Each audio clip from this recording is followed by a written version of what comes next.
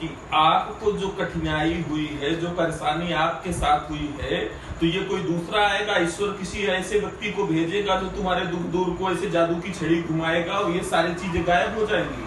भैया, अपने पैरों का कांटा आपको स्वयं निकालना होगा। ये जो कठिनाई आई है ना, इसका सामना आपको खुद करना होगा।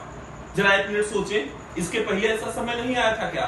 कभी हमने इस चीज को नहीं झेला है? जब हमने इस फील्ड में काम करना शुरू किया था तो बहुत सारी परेशानियां आई थी। हम तो बिल्कुल फ्रेश थे यार, मार्केट में हमको तो कुछ भी नहीं पता था। हम तो कहीं जाते थे, किसी पार्टी के साथ बातचीत करते थे, किसी से बात करते थे, बहुत भैया भैया करते रहते थे, लेकिन एक भी इंश्योरेंस की पॉलिसी हमको ऐसे नहीं मिलती थी। ऐसा नहीं था कि हमने जैसे बता भाई साहब मैं सुनील पाठक आया और उसने फट से मेरे को एक LIC दे दिया, फट से मेरे को एक से काम दे दिया, ऐसा कुछ नहीं है। तब भी हमको संघर्ष करना पड़ा था और अब भी संघर्ष करना पड़ेगा। तब तो हमारे पास कुछ भी नहीं था। अब तो हमारे पास एक पूरी फील्ड है, 100 लोगों की, 200 लोगों की, 300 लोगों की, 400 लोगों की, 500 लोगों की।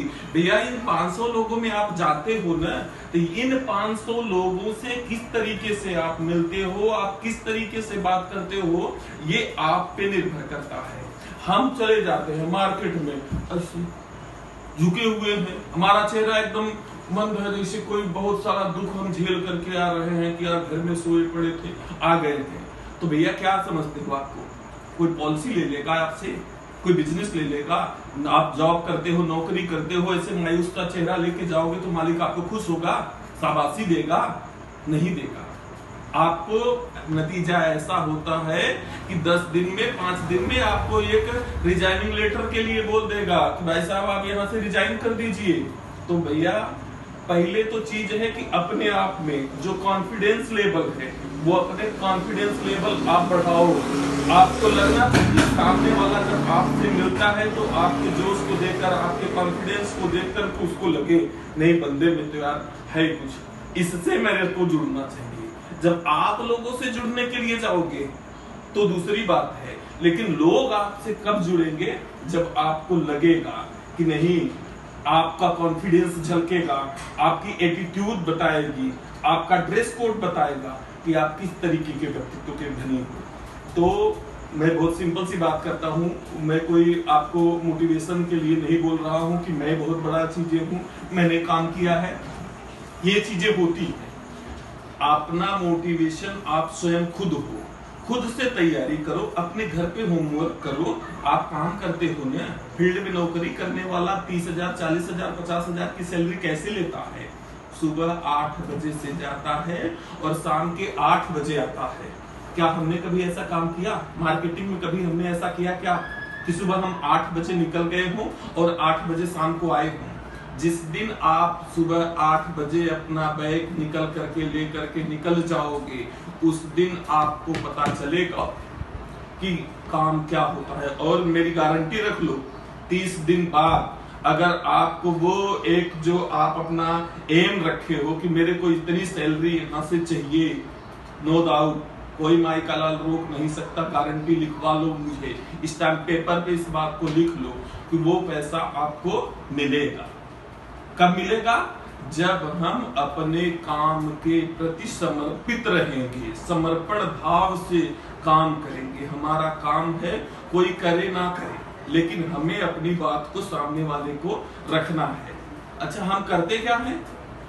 एक छोटी सा एग्जांपल दूंगा।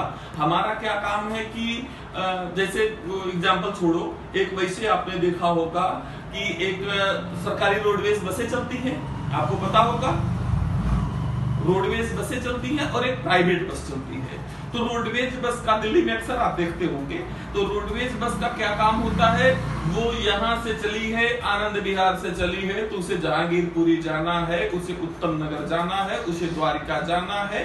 तो जहां जाना है, एक स्टॉप से वो बीच में चाहे 100 सवारी उसको रोकते रहो, वो रुकेगी नहीं, क्योंकि चाहे उसमें एक बस में एक सवारी बैठी है, वो अपने स्टॉप से चला, इस स्टॉप पे रुका, इस स्टॉप से उस स्टॉप पे, उस स्टॉप से उस स्टॉप से, और वो अपने मंजिल तक पहुंच गई। काहे भैया पहुंच गई? क्योंकि उसको तो सरकारी नौकरी है भाई, उसको तो सैलरी देती है सरकार। आप करते हो क्या सरकारी नौकरी? आपको ऐसी कोई सैलरी आने वाली है क्या कि जिस कंपनी जिस संस्थान में आप काम करते हो मार्केटिंग का, तो वहां से एक सैलरी मिलने वाली है क्या? नहीं। हमें तो प्राइवेट बस वालों को देखा, प्राइवेट बस वाला जहां मर्जी हो वो आप हाथ दीजिए वो गाड़ी रोक देगा, और हाथ तो महाराज छोड़िए, अगर तिराहे तक आप दिख गए ना, उसे 2 किलोमीटर बाद अगर उसकी दृष्टि जा रही है तो वो गाड़ी रोक करके रखेगा जब तक सवारी आएगी नहीं, बस जाएगी नहीं। हमें उस प्राइवेट बस वाले की तरह काम करना है, हमें सवारियों को बुला करके बैठाना है, पकड़ के बैठाना है, ले आकर के बैठाना है। जब तक हम अपने काम के प्रति समर्पण नहीं होंगे तब तक मार्केट में हमारा काम कुछ भी नहीं होगा। अच्छा, मैं बहुत बातें करता हूँ। अभी जैसे ढेर सारे बच्चे हैं, पढ़ाई लिखाई आप लोग करते हो, आप किसी भी फील्ड में हो, मैं मार्केटिंग की खाली बात नहीं कर रहा हूँ कि आप मार्केटिंग करते हो, मैं इंश्योरेंस एडवाइजर हूँ, आप मार्केटिंग करते हो, आप जॉब करते हो, कहीं भी आप काम करते हो, जिस काम को करते हो उस काम के लिए आपको मेहनत से पूरी लगन के साथ करना पड़ेगा।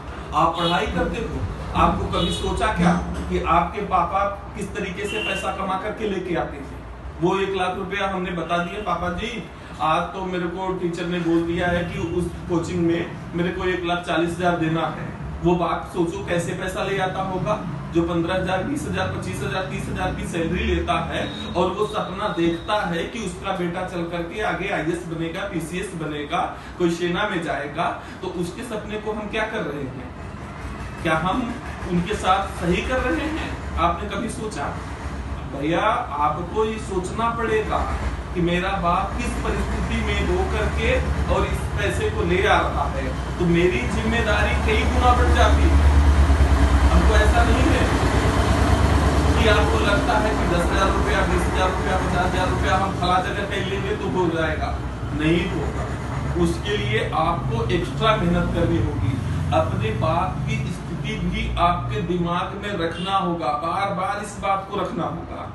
मैं बहुत सारे बच्चों को देखा हूँ, कोरोना काल चल रहा है, आप बहाना बता सकते हो कि पढ़ाइयों का बहुत सा नुकसान हुआ है, आप स्टूडेंट हो, आप घर में हो, आपको शर्म आनी चाहिए, आप घर में सोए पड़े रहते हो, आपके फादर वहां पे सोए पड़े हैं, आपकी मम्मी सोई पड़ी हैं, तो आप भी स्टूडेंट हो, आप 18 साल के युवा हो, जो समय आपको पढ़ाई में देना चाहिए, जो समय आपको अध्ययन में देना चाहिए, उस समय आप मोबाइल में गेम खेल रहे हो। हमने आपको मोबाइल ले आकर के दे दिया है, तो क्या समझते हो? इस मोबाइल का उपयोग बस इतना है कि हम फेसबुक चलाएं, व्हाट्सएप चलाएं, उस पे अपलोड करते रहें, यूट्यूब चला करके हम अपलोड करते रहें, स्टेटस अपलोड करने के लिए आप बने हो। आप 18 साल की युवा हो, सपने देखते हो IAS बनने का, पढ़ाई के लिए 10 मिनट का समय नहीं है। आप लोगों को शर्म आनी चाहिए, संकोच है। मेरी बात डायरेक्टली बोल रहा हूँ, आपको बुरा लग सकता है, लेकिन मेरे भाई, मेरे बच्चे, ये बुरा लगने का काम नहीं है, क्योंकि हम लोग जिस परिस्थिति से आते हैं, जिस चीज से आते हैं, उसे हमें अपने माइंड में रखना होगा। पूरे परिवार की उम्मीदें आप पर टिकी हुई है, हमने तो अपने जीवन में कर लिया, अब जो कुछ करना है वो आप पर करना है। हम अपना पेट काट करके, अपनी आवश्यकताओं को काट काट करके आपकी आवश्यकताओं की पूर्ति कर रहे हैं। हमारी हैसियत आपको मोबाइल देने की नहीं है, हमारी हैसियत आपको लैपटॉप देने की नहीं है, हमारी हैसियत आपको कंप्यूटर देने की नहीं है, हमारी हैसियत आपको 1.5 लाख रुपए की कोचिंग करवाने की नहीं है, लेकिन हम कर रहे हैं। किस लिए कर रहे हैं? कि आप आज नहीं कल अपने मंजिल तक पहुंच जाओगे। कभी आपको यह एहसास ना हो कि मैं ये नहीं कर पाया, तो उसका उपयोग करो मेरे भाई।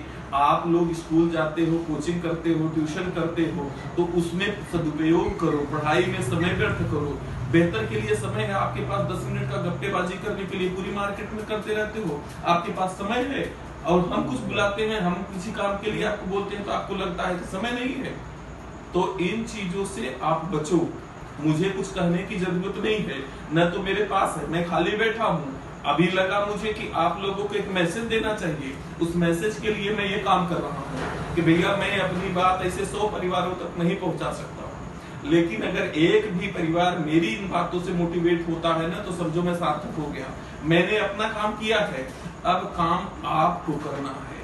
आपको देखना है कि इस काम को किस तरीके से करें। बाकी आप बुद्धिजीवी हैं, जैसा भी हो आप प्लीज, अगर आपको ठीक लगे तो मेरी बात को आप गौर से ध्यान दीजिएगा। नमस्कार।